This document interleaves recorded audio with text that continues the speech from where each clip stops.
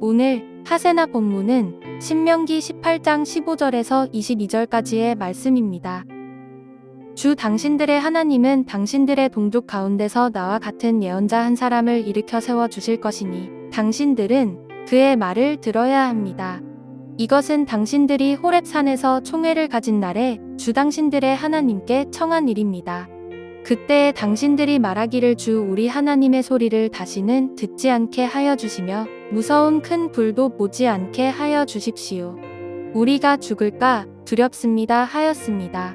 그때 주님께서 내게 말씀하시기를 그들이 한 말이 옳다. 나는 그들의 동족 가운데서 너와 같은 예언자 한 사람을 일으켜 세워 나의 말을 그의 입에 담아 줄 것이다. 그는 내가 명한 모든 것을 그들에게 다 일러줄 것이다. 그가 내 이름으로 말할 때에 내 말을 듣지 않는 사람은 내가 벌을 줄 것이다.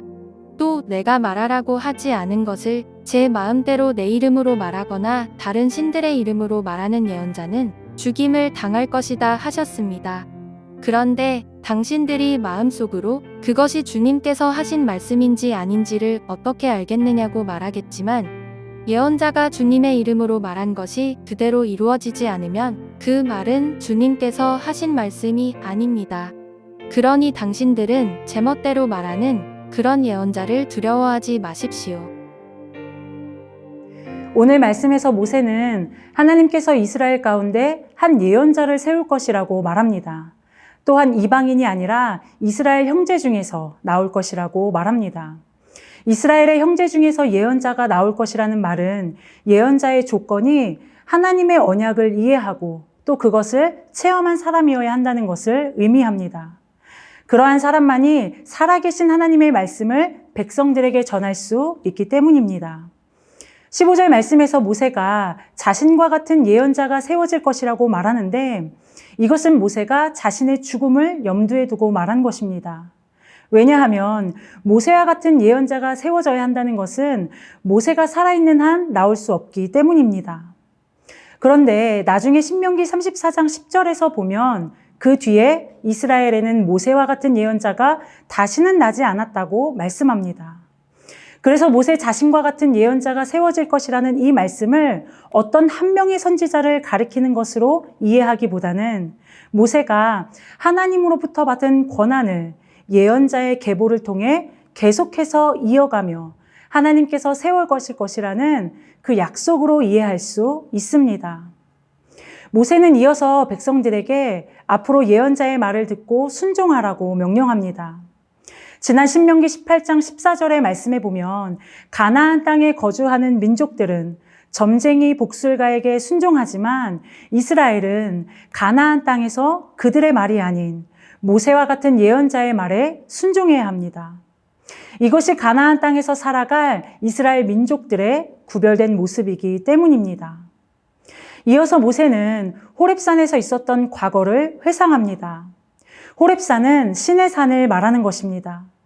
이스라엘 백성들은 과거의 신의 산에서 하나님의 임재 앞에 죽음의 위기를 경험하면서 하나님의 음성을 들으면 죽게 될 것이라는 두려움이 있었습니다. 그래서 하나님께 대원자를 세워달라고 요청했고 하나님께서 그 요청을 들어주셔서 모세를 통해 말씀하셨습니다. 모세는 이제 자신을 대신하여 그 일을 할 예언자를 세우겠다고 말한 것입니다. 이제 18절부터는 모세의 발언이 아닌 하나님의 말씀입니다. 15절에서와 마찬가지로 하나님께서 모세와 같은 예언자를 세우시겠다는 말씀이 반복되고 있습니다. 그런데 18절에서 눈에 띄는 것은 나의 말을 그의 입에 담아줄 것이다 라는 표현입니다. 이것은 하나님께서 예언자의 입을 사용하시겠다라는 것을 넘어 예언자의 입을 통해 자신의 말을 하는 것이 아니라 하나님의 말씀, 하나님의 명령을 말하게 될 것이라는 의미입니다.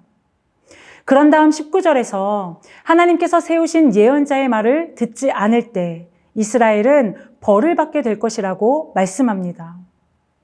구약의 예언서를 보게 되면 이스라엘 백성들이 예언자를 통해 선포된 하나님의 말씀을 듣지 않아 심판을 받게 되는 것을 생생하게 살펴볼 수 있습니다. 하나님의 말씀을 받은 예언자의 목소리에 백성들은 귀를 기울여야 했습니다. 이러한 예언자의 권위는 예언자 자신에게서 나오는 것이 아닌 하나님의 말씀으로부터 그 권위가 세워지는 것이기에 예언자가 잊지 말아야 할 것은 자신의 말이 아니라 하나님께서 예언자의 입에 넣어주신 그 말을 해야 한다는 것입니다. 만약 예언자가 하나님의 말을 하지 않고 하나님의 이름을 팔아 자신의 말을 말한다면 그는 죽임을 당할 것이라고 말씀합니다. 이제 이어지는 21절에서는 하나님의 말씀 앞에 이스라엘 백성들이 가졌던 질문이 나오는데 예언자의 말이 하나님께서 하신 말인지를 어떻게 알 수 있겠냐는 질문입니다. 그것을 알 수 있는 기준은 22절 말씀처럼 예언자가 말한 대로 이루어지느냐의 여부가 가장 중요한 기준이라고 말씀합니다. 구약 당시에는 예언자의 말이 성취가 될 경우에 그는 참 예언자로 증명이 되었습니다. 말은 얼마든지 좋게 할 수 있지만 그 말이 말한 대로 이루어지지 않는다면 그것은 주님의 말씀이 아닌 것입니다. 그러니 제멋대로 말하는 그런 거짓 예언자를 두려워하지 말라고 하십니다.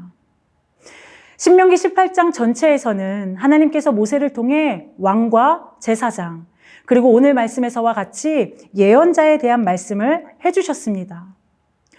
구약 성경에서 보면 수많은 왕과 제사장 그리고 예언자를 통해 하나님께서는 일하시고 그분의 구원의 역사를 이뤄 가십니다.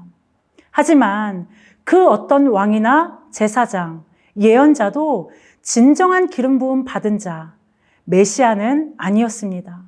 하나님은 약속하신 메시아, 예수 그리스도를 우리에게 보내주셨고 예수님만이 우리를 다스리시는 왕으로 우리를 하나님께로 이끌어주시는 진정한 제사장으로 진리의 말씀으로 우리의 삶을 인도해 주시는 진정한 선지자이십니다.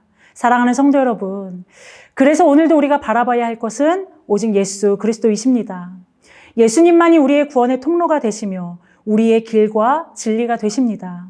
우리 모두 예수님을 바라보며 의지하여 완전하신 하나님께로 나아가는 하루가 되시길 축복합니다. 오늘의 시조는 자신이 속한 일터, 학교에서 축복과 격려의 언어를 사용하는 것입니다. 우리의 언어 사용을 통해 동료들이 힘을 얻고 격려받으면 좋겠죠? 오늘의 시조 함께 하시죠.